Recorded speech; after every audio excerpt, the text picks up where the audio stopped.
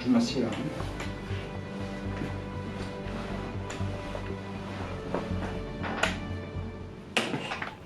Docteur, je viens vous voir, c'est parce que j'ai des problèmes urinaires, j'ai des envies pressantes et j'ai du mal à me retenir pour uriner.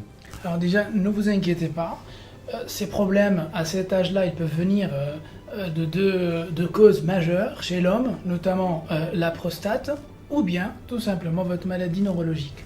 Vous savez que cette maladie, on ne va pas la redéfinir, mais elle touche le système nerveux central, d'accord? C'est le système nerveux central qui lui-même orchestre et pilote et coordonne toute l'activité urinaire, mais aussi colorectale, d'ailleurs on peut en parler, et aussi sexuelle, hommes et femmes inclus. Ça, il faut le savoir, d'accord? Ce que j'ai besoin de vous dire, et que c'est intéressant de savoir, c'est que ces problèmes-là, en France, depuis 2007, bénéficient de recommandations claires de suivi des patients sclérose en plaques au niveau urinaire. C'est les recommandations du groupe de neurourologie de langue française, et qui a un organigramme de suivi bien clair, dont l'objectif est de détecter les patients à risque.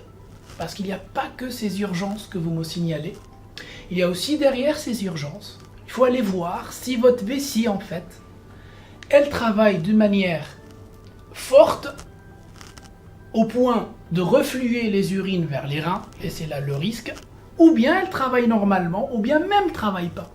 Et ça, en médecine, le seul examen qui permet d'évaluer ça, c'est ce qu'on appelle l'exploration aérodynamique. C'est cette machine qui pourra nous dire si vos urgences ou vos envies pressantes viennent d'une vessie qui est hyperactive, ou d'une vessie normoactive, ou d'une vessie tout simplement paralysée qui ne bouge pas, mais qui continue à envoyer des faux besoins, non nécessairement fonctionnels, qui ramènent rien d'ailleurs. Vous pouvez aller faire pipi, et puis vous êtes bloqué. Vous ne pouvez pas faire pipi.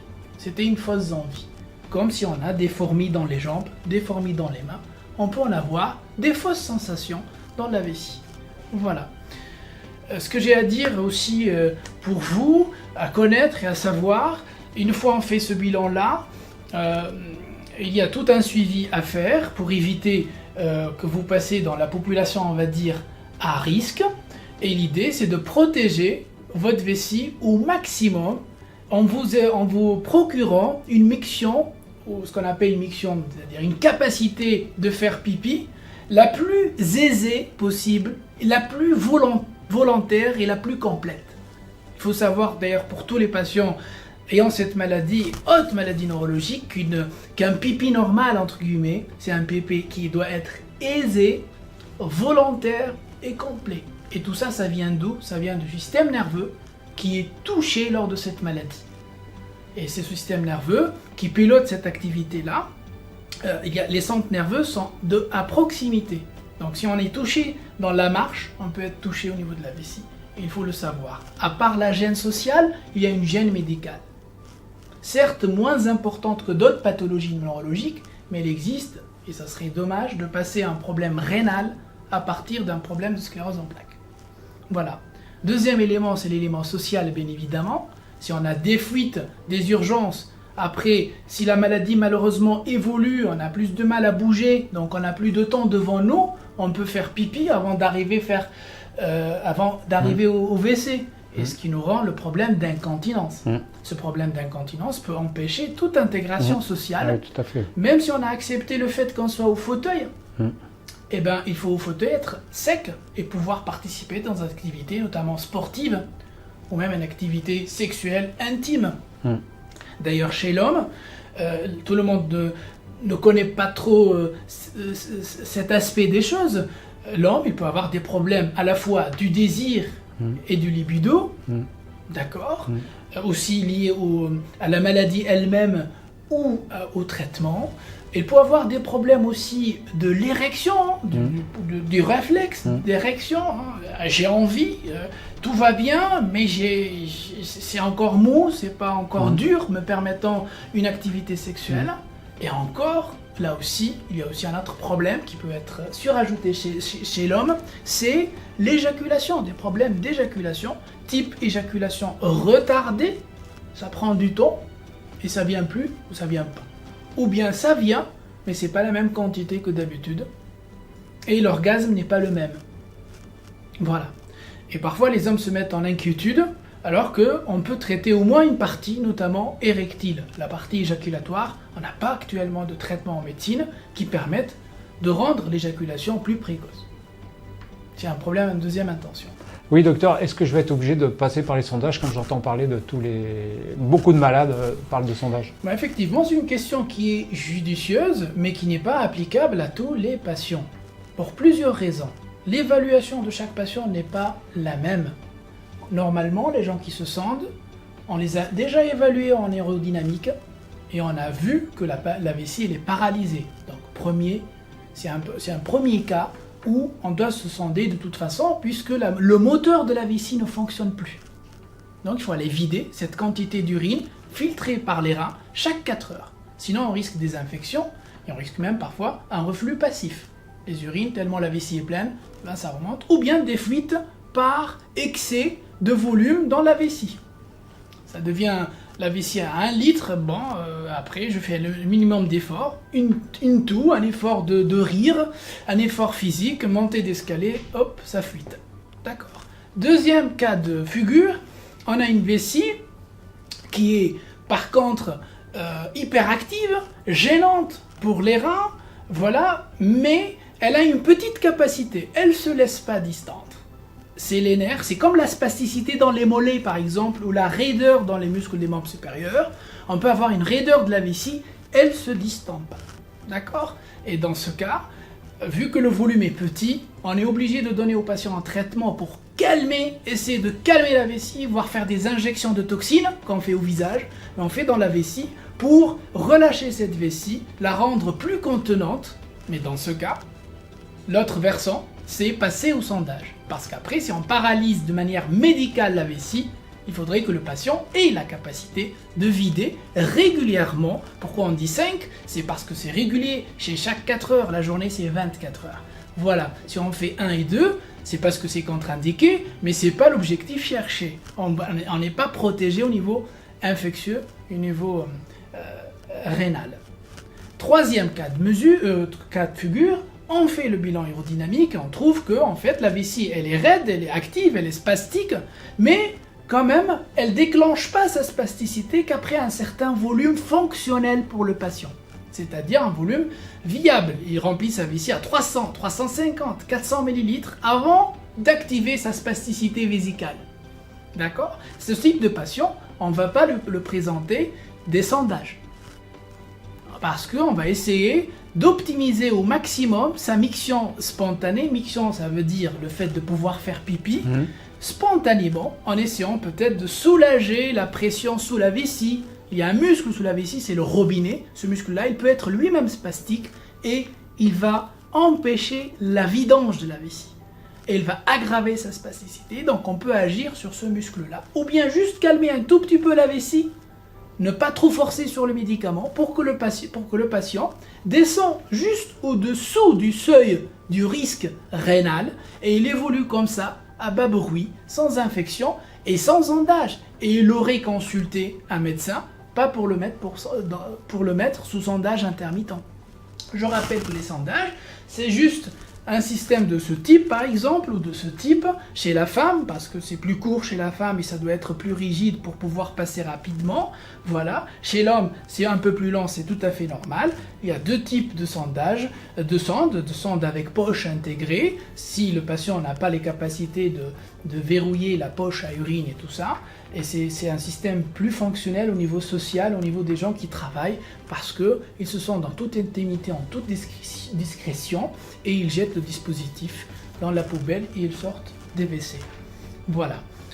Donc la réponse à la question de sondage, non, vous n'êtes pas obligé de vous sonder, ça dépend de ce qu'on va trouver à l'évaluation. Et ça, c'est le rôle notamment de tous les médecins qui vous suivent, médecins traitants, neurologues, urologues, pourquoi pas, qui vous suivent pour la prostate, médecin physique rééducateur qui vous dit, monsieur, il faut faire cette évaluation avant d'indiquer oui ou non les sondages, à quel rythme et à quelle fréquence.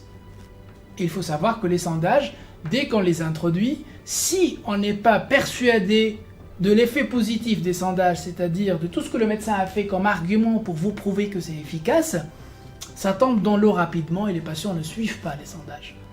Donc moi, si j'ai envie de dire, si j'ai envie de passer un message, c'est plus tôt on détecte ces problèmes, plus tôt on peut les prévenir et plus tôt on peut conserver le potentiel contractile de la vessie, le potentiel que la vessie soit active, ne soit pas paralysée, et ce potentiel qu'on essaie d'encadrer par rapport au risque rénal, et on avance comme ça des années et des années. Voilà. Après, l'autre élément, et ça je vais vous le poser par rapport à votre question, parce que ces deux systèmes intriqués, il est rare de trouver une atteinte des nerfs, des câbles neurologiques qui sortent de la moelle, du cerveau et tout ça. Il est rare de trouver une atteinte isolée de système urinaire et pas du système rectal ou de système sexuel, parce que c'est une proximité anatomique, c'est les mêmes nerfs quasiment. Et la nature aussi fait que si on n'est pas équilibré au niveau de, par exemple, des selles, et ben ces selles vont venir boucher et bloquer de manière réflexe la vessie. On est constipé, on est bloqué, et du coup on n'est plus gêné, et la vessie nous paraît paralysée, alors qu'en fin de compte elle n'est pas paralysée. Il faudrait juste traiter cette constipation chronique décrite dans la sclérose en plaques, dans quasiment 80% des cas, à 10 ans d'évolution. Dans d'autres maladies, ça peut être même un signe révélateur, hein, comme le Parkinson. Donc la constipation, c'est un cerveau autonome, l'intestin, c'est un cerveau autonome et qui peut être touché par toutes les maladies neurodégénératives. Ça donne une constipation chronique, c'est-à-dire j'ai plus des selles chaque jour. Il a le message à avoir en tête, c'est qu'il faut avoir quasiment des selles, il faut pas avoir un retard de selles plus que 3 jours. Il faut s'inquiéter, c'est pas normal de rester une semaine avant de faire caca, et il faut avoir un caca. Il n'y a pas mieux que l'introspection des selles. Je regarde mes selles. Il y a une échelle de Bristol sur internet que vous pouvez consulter. Cette classe de selles, et si vous êtes dans la classe 3 et 4, c'est les selles qu'il faut avoir, c'est des selles bien riches en eau et ne sont pas constipées. Les autres types, c'est les extrêmes de constipation, et dans ce cas, il faut enrichir plus d'eau et prendre justement un laxatif osmotique. Pourquoi prendre un laxatif? Ça, c'est une question importante que je tiens à vous l'expliquer. Les études ont été faites en neurologie. Le régime alimentaire ne permet pas à lui seul de traiter la constipation. C'est bien d'avoir un régime adapté, ça, il n'y a aucun souci, monsieur. C'est mieux que prendre un régime qui est constipant, on va dire. Voilà. Mais c'est pas lui qui traite. Votre voisin qui n'a pas cette maladie, il prend lui le régime adapté, il est soulagé. Vous non, parce que vous portez cette maladie ou une autre maladie neurologique. Ce qui a été prouvé, c'est le massage abdominal, 20 minutes, 15 minutes, et après on aura une défécation réflexe. Voilà. Ce qui a été prouvé, c'est, par rapport à l'activité sportive, là aussi, malheureusement, on n'a pas de preuve scientifique pouvant dire que les patients qui ont cette maladie et qui pratiquent une activité sportive sont moins constipés que les autres. La règle est simple du traitement de la constipation, c'est la constipation n'occasionne pas un risque médical, occasionne un risque par contre social. J'ai des fuites de selles et parfois les gens n'arrivent même plus à travailler, ça les désocialise et ça arrête le travail parce que je passe 1 heure dans les toilettes, 2 heures, j'arrive tard. Au travail, je ne peux pas, et puis j'ai des fuites, et ça sent. Ces fuites, parce que c'est des fuites, en fait, c'est rare où il y a des fuites, contrairement à ce qu'on imagine dans cette maladie, ou des fuites liées à une insuffisance sphinctérienne, c'est-à-dire le sphincter anal s'est ouvert par la maladie, donc le caca sort. Non. C'est généralement, dans 80%, c'est un problème de constipation chronique, de ralentissement de la motricité de tous les mètres de l'intestin, qui se remplissent, et puis à un certain niveau, on a un ballonnement, on est gêné. D'ailleurs, si on pose la question aux patients ou à vous, vous allez me dire, oui, parfois je suis un peu ballonné, et puis j'ai un point ici, j'ai un point là, et puis je me sens toujours gêné, j'ai des fuites maintenant de gaz. Et ben les fuites s'aggravent, ça commence par des gaz, puis des liquides, puis des solides, parce que c'est tellement plein. Voilà. Donc le traitement est simple, il faut ramollir un peu les selles, et puis introduire un traitement pour évacuer régulièrement l'ampoule rectale type suppositoire ou même au doigt. Et généralement, les gens qui sont... Nous, on a tendance toujours à traiter la constipation avec la vessie parce qu'on sait spécifiquement aussi dans cette maladie que c'est intriqué. Voilà. Je ne sais pas si c'est vrai, mais il y a beaucoup de patients, je crois que le temps moyen pour aller à la selle sur le sclérosé, c'est pas 1h14 ou je sais pas quoi. Oui, c'est entre 1h15 ou 2h moins quart, j'ai pas le chiffre exact. C'est terrible. Oui. Ça veut dire qu'il y a des gens qui sont presque 3 heures et d'autres une demi-heure, ça fait une moyenne. Oui, il y a des gens qui passent une matinée au WC. Oh là Et là. d'ailleurs, j'ai oublié de parler de ce système. Ça, c'est un système on peut marquer 30 secondes. C'est un système comme le sondage dans la vessie qui permet, on va introduire en fait une sonde rectale qui est celle-là dans l'ampoule rectale. On va infuser de l'eau. On va faire un lavement, un auto-lavement à soi-même. On n'attend pas l'infirmière. Si on a la capacité, on met le tuyau dans l'anus, on infuse de l'eau, on attend 20 minutes et l'eau après va descendre, on dégonfle, va descendre et ramener des selles avec. Et comme ça, on a 2 selles par semaine qui vident quasiment tout. Voilà.